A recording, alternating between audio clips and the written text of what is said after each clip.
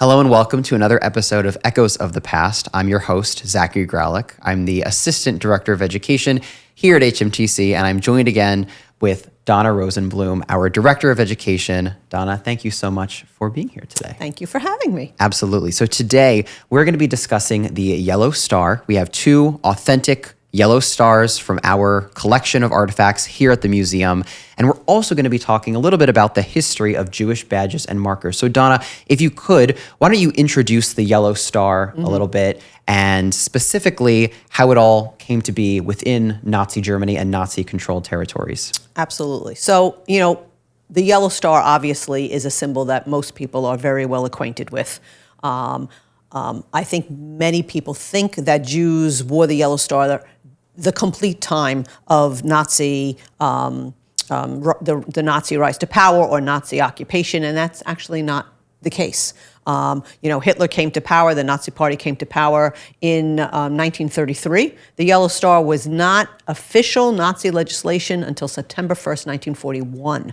So we're already way into the war when that happens. And even that, different countries implemented it at different times. So, for example, when the war starts September 1939 with the invasion of Poland, in the East, particularly in Poland and in other areas of the East, Jews had to wear an armband, a white armband with a blue Star of David that they had to wear on their left arm when they were out in the street. And if they did not wear that armband, they could be beaten, arrested, maybe possibly shot. I mean, the consequences were very severe.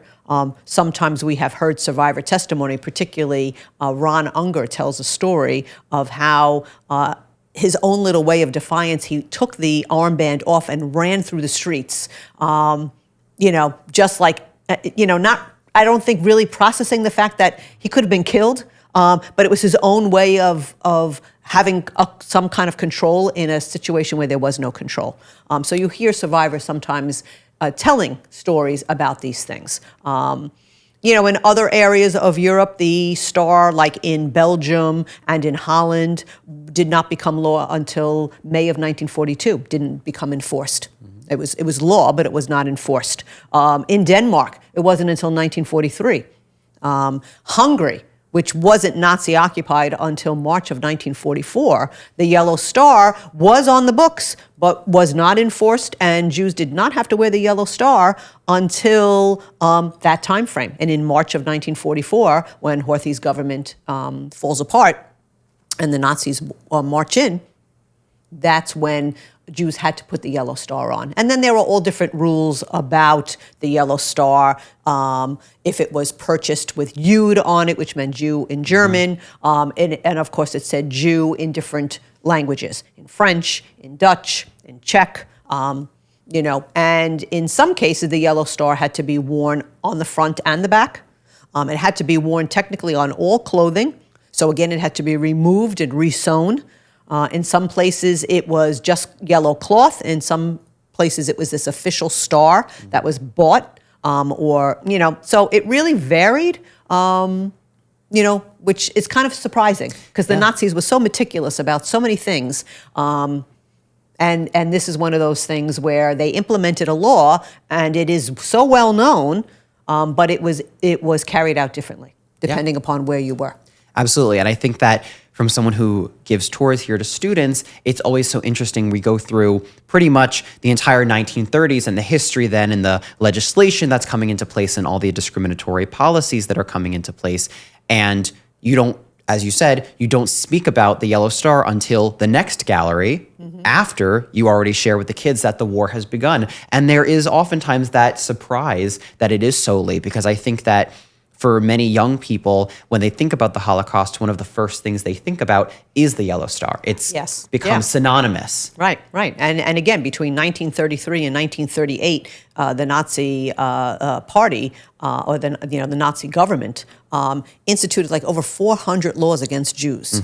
Decrees, and yet the yellow star was not part of that at all. There was no identification. Yes, the passport was marked with the J, the word Israel for men, and Sarah. I mean, the Nazi stamp was on things, but the yellow star didn't become come into play until later. Really was a war effort thing, because that's, again, when you're talking about the Holocaust being from 1933 to 1945, when we talk about mass murder and war and the final solution, that really starts 41 to 45. Yes. So but it does make sense, but at the same time, sometimes people are surprised. Yes. Well, it's interesting that it's basically a step in that final solution when you would think, instinctually, you'd pretty much think that that would be something that, as you said, they might have done years prior, just as they did with the J's on their identification papers and anything else that they did to identify them in that way. So it's just interesting that this was a, as you said, a wartime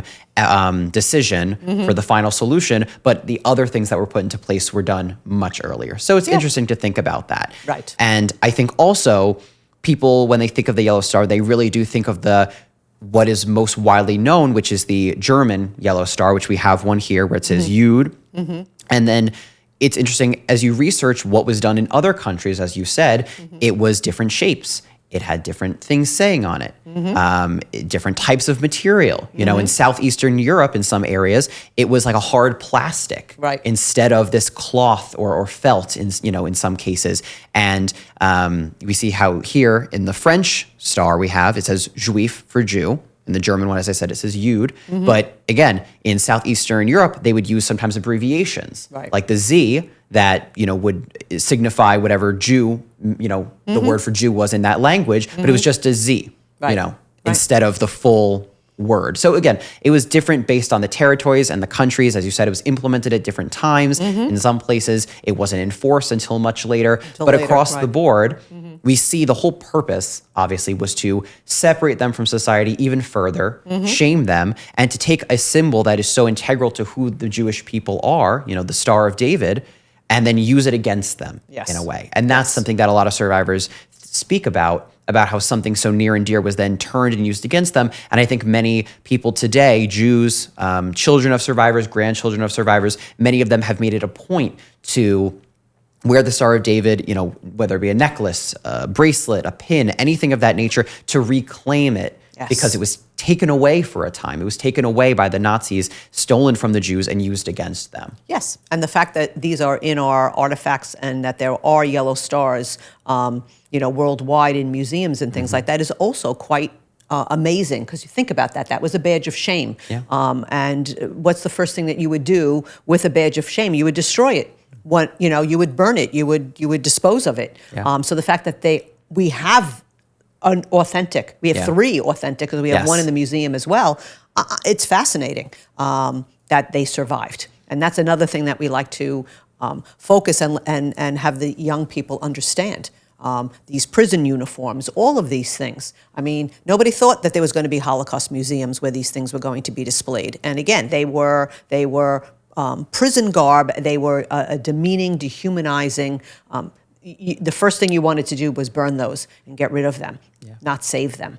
So the fact that we have them is quite an amazing thing. Yeah. Well, it's interesting, as you said, that some people did save them. One of our survivors, Murray Taub, she has in her possession her uncle's Star of David, and she shows it to the students every time she gives testimony, and you can see their faces light up like, wow, that's not only a real artifact, but that's something that I've heard about as I've been learning in school about the Holocaust. As I said earlier, it's kind of in many ways become synonymous. If you're talking about the Holocaust in class, you're gonna talk about the Yellow Star. You can't teach the Holocaust without talking about it. But again, it's so interesting that it has become this this necessary inclusion in every lesson of the Holocaust, when it really is such a late stage thing that's implemented. And without it, you still see all the discrimination that took place, all the discriminatory policies and laws that were put in place. But for whatever reason, the stars, I guess, symbolize all of that discrimination in just one symbol. It's a very powerful symbol. It is. It is. So, yeah. But I think it's also important to recognize, and most people are not aware, that the Yellow Star under Nazi occupation, Nazi-controlled Europe, is not the first time in history by any means that Jewish people were forced to be identified with these types of badges of shame or markers or identifying labels in some way. Exactly. This goes back all the way from what we could find to the 8th century. The 8th century, where you have different Muslim rulers basically putting laws into place where Jews and Christians living under these governments were often compelled to identify themselves with these types of markers in many ways. And so we have information that Jews in Baghdad in the 800, the 9th century, had to wear yellow belts or fringes. And later on that same century, one of the other rulers in that territory forced Jews to wear a patch in the shape of a donkey and Christians to wear a patch in the shape of swine. So this is going back century upon century. And it's something about the color yellow. I'm not quite sure what the significance is of yellow with the Jewish people, but you actually see over the years as it continues throughout Europe, yellow is that always yellow used. is always the color that's used. And I'm not quite sure where that comes from. And in the Middle Ages as well, you know, the Catholic Church and the Christian Church establish certain hats that Jews have to wear, right? And there's a yellow ring, a round circle that Jews have to wear to identify themselves as Jews. So this concept of identifying and singling out and separating is very much a part of many histories, and not just for Jews, as we said, Christians as well. You know, Muslims, I'm sure, by Christians. You know, it's whoever is in power likes to identify and separate, and you know that's something that's always done. But in the circumstances of Jews, it was always it was kind of a double-edged sword in that it was a badge of shame, and it was also just an identifier of Jews to separate, because Jews were forced to live in ghettos. They were always forced to be separated from society. You know, and so you're right. Hundreds and hundreds of years of this. So Hitler, again, sometimes we do stress to the students, you know, that he really didn't come up with any original ideas, so to speak. That most of the laws that are implemented against Jews are laws that had already been implemented in the past. And he just brings them back. And of course, he brings a certain governmental legal sense to them that had not been done before. Well, and as you mentioned, the way of identifying Jews through these badges of shame or other, you know, forced measures really did kind of come to popularity in many ways in medieval Europe, especially when it came to the Pope at the Fourth Lateran Council. He issued Canon 68, and I have a quote here that I'd love to read, where it says, quote, "Jews and Muslims of both sexes in every Christian province and at all times shall be marked off in the eyes of the public from other peoples through the character of their dress," end quote. So that was Pope Innocent III. He's putting out this decree in 1215 in Rome. And basically, this decree goes to all Christian countries, kingdoms, towns. So they're all listening to what he's saying. Whether things are enforced or not is another story. But regardless, they're listening to what he's saying, of course, highly respected in European society at that time. And he's putting this out against both Jews and Muslims, these minority groups that are forcibly going to be identified in one way or another. And over basically the next 100 years or so, we see how different countries and territories specifically take the words of Pope Innocent III and decide how they want to implement it. Because it wasn't like it was in Nazi Germany where you have this star and this is what it's going to be. It was basically just whatever territory individually wanted to do was fine, but they wanted them to be labeled in some way. So we see how in 1217, a couple of years later, King Henry III orders all male Jews in England to wear a badge on the front of their outer garment. And later that century, King Edward I of England specified that the color of the badge and its size, and decreed that Jews over the age of 7 were required to wear a piece of yellow taffeta, 6 fingers long and 3 broad, over the left side of the chest on the outer garment. So you see how it becomes more specified over time. Again, the color yellow once again coming on about. On the left side, yep. And if you don't have the right size, if it's in the wrong position, if you forget to wear it, there's obviously any number of punishments that could come your way. It's a very scary thing. It's all fear tactics to try to control the population in whatever way that you can. Right, it's power. It's always about power and control.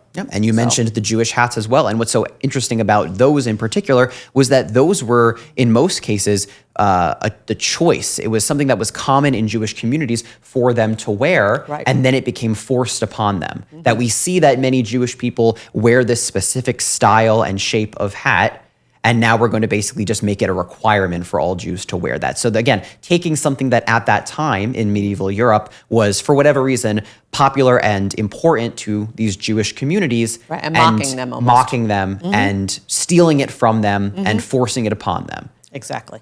So we see how history really does repeat and parallel itself in many ways over the years. Yeah. You know? No, it's... yes, you are absolutely right. Yeah. So when it comes back to, Nazi Germany and them implementing these different types of policies against Jews, I think that it's interesting because the kids, when we speak to them about this, they really just struggle to understand, well, why didn't they just, take it off? Exactly. How did people know if you're walking down the street?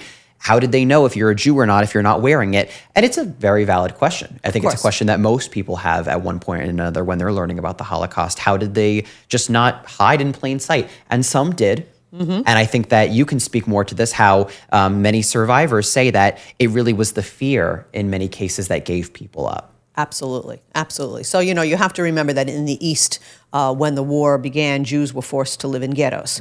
Conditions were very, very difficult. People had no money. They had no means they had no jobs. They were struggling just to feed their families. So clothing, everything became shabby. Their look became shabby. They were dirty. Their hair was unkept. I mean, you just can't walk down the street. Sometimes it's, and again, not to make any parallel by any means, but sometimes when kids will say, well, why don't homeless people just walk into a McDonald's and get a job? If you're living on the street, yeah, it's just not, it's not possible. Right. So I think that those are things that are very much a part. So in the East, it was very, very difficult to just take the star off or the armband and just walk down the street and pass yourself off. It was obvious that you didn't look like everybody else, that you were coming from different circumstances. And then the fear, there was always... I try to sometimes make the analogy that, especially when you were, when you were younger and you knew you did something wrong and your parents would come home, sometimes, it's or the dog that maybe peed in the house, and is hiding in the corner and cowering. You walk in the house, you see your dog cowering, they did something. They ate something, what is it? You give yourself away. And many Jews, that fear was... they were constantly looking, shifting, being very, very wary. And that was for anybody just sitting at a cafe watching, you could see that there was definite different motives, and it was very hard. Again, I studied under Vladka Meed, who escaped from the Warsaw Ghetto and was living on the Aryan side, passing herself off as a non-Jew. And she talked about the difficulties that she had to go through as a 18-year-old young girl to convince the people in her apartment complex that she was who she said she was. She had to play music. She had to have parties. She had to have mail sent to herself. Right? She had to have relatives come and visit. Like, she had to go to church. There was a whole process that had to be done. She had to look a certain way. She had to act carefree, go on dates, doing all of this while she's working to help the resistance in the ghetto and fending for her life every day. I can't even imagine. So, you try to explain that part to students, and then they kind of say, yeah, I guess it's not so easy. Yeah. And that's part of it. Yeah, not to mention if you are questioned by someone of authority, even if you have all the confidence in the world, if you have papers that are clearly forged or you weren't able to get even forged papers, I mean, you could have, all the confidence possible, but if you don't have the necessary means to prove, just like what you said with Vladka, she said over and over again with full confidence of who she was, but she still had to go through all the extra steps to prove it to them. And she was constantly... followed when she would go on courier missions. And there were many times where she was confronted by Polish youth, and they would accuse her of being a Jew. And she used to say, okay, let's go to the police station right now. Come on, let's go. And she would start walking toward the police station, and she would say that after a block or two, they would suddenly stop. Yeah. And they would leave her alone. And that was always, and thank goodness it worked. Of course. Had that ruse not worked, and she marched into the police station, they might have Yeah. found out that her paperwork was a forgery. But, those were the risks that you took. And that's confidence that, I mean, it's unbelievable. It's It is very hard unbelievable. it's very hard to do that. Stan Ronell talks also when he and his mother were going to go into hiding. They had to go across town in broad daylight. He was maybe 8 or 9 years old at the time with his mom. And some boys came up to them. They're from Poland and started to accuse them of being Jews. And he spoke in perfect German because he had a German nanny and yelled at them in German. Who are you calling a Jew? Maybe you're the Jew. Maybe you should be the one. And he turned the whole, and he would tell this and he would say, and I was 8 years old and I had the ability to do that. Yeah. And that's what saved them, and the boys left and they continued to go to the house that they were going into in hiding. Yeah. And he always said, I don't know what possessed me to respond like that, but I knew my life was on the line. And it's the constant harassment from other people who they have no reason to believe that you're a Jew. Maybe they think you look like one based on what they've seen and what they've heard and all the propaganda. But the constant harassment from people in society, and again, we try to express that to the kids, and it's a challenge. But you try to explain to them that just because you left your house, let's say, with a star on, didn't mean that you were safe and that you were fine because you were abiding by the legislation. Right. You could be attacked, yelled at, spit on, whatever it may be. Beaten up, didn't matter. It didn't matter. It didn't matter at all. Having the paperwork and having that, it didn't matter. And that's a true statement as well. Plus, it's particularly in Eastern Europe, not so much in the West. This was more for Eastern European and in Poland. If you turned in a Jew at the police station, you got money, or you got sugar, or you got bread and butter or something like that. Yeah. Food rations. And again, that was imperative. So many people use this as a way to supplement income. Right. Also, we were just at the Anne Frank exhibit, and we were talking about how they knew exactly how many Jews were in Holland. And, the police could very quickly figure out when they were doing their roundups that they were short quite a few thousand. So they had to have gone into hiding. So they offered incentives to the Dutch police to hunt down and turn in Jews. Yeah. They encouraged all of this behavior. And on the one hand, if you're a Jew living in Europe at this time and you go out of your house and you're wearing the star or whatever it is that in your territory is being enforced, you feel like you're following the law, but you could be harassed, as we said. But then if you try and rebel and you don't wear it, then, if you're caught, even worse could happen to you. So it's a lose-lose situation no matter what. And so what many Jewish people felt that they had to do, or what they tried to do, was they would wear the star, but then they would try to cover it up with something else. They would walk down the street, and while they were doing so, they would be carrying something over their chest so that if they were stopped, they could show they were wearing it, but the average passerby wouldn't even see it. I mean, they tried to do certain things to in certain places. Get by every day. I mean, this is their daily life. This Especially is every time in the they West. leave. I think that was much more fundamental in the West, where they could get away with that. In the East, when they were in ghettos, you weren't outside the ghetto. It was a completely different world. We talk all the time about how, pick any day, month, year during, basically World War II, and you look at the situation where you have the Jews in the Netherlands and France, and compare that at the same exact time to the Jews in Poland or other territories in Eastern Europe. Completely different experiences, night and day. You had some people in concentration camps, while other Jewish people were being liberated by the Russians. Liberators. I know, it is amazing. Yep. And then I also want to mention, because there is a wonderful picture book called The Yellow Star, which basically is talking about King Christian X in Denmark. So in Denmark, which is right above Germany, the Danish people were kind of the pure Aryans, and Hitler did not, even though Denmark was militarily occupied by Germany, they were kind of left to govern. They were allowed to govern themselves, and King Christian was left in power. And the Yellow Star was not implemented until 1943. And there is the story. King Christian X rode through the streets of Denmark, through the streets of Copenhagen on his horse every day to greet his people. And there's this story that when the Yellow Star was enacted, he wore the Yellow Star to tell all his people that there are no Jews, there are only Danes. Yep.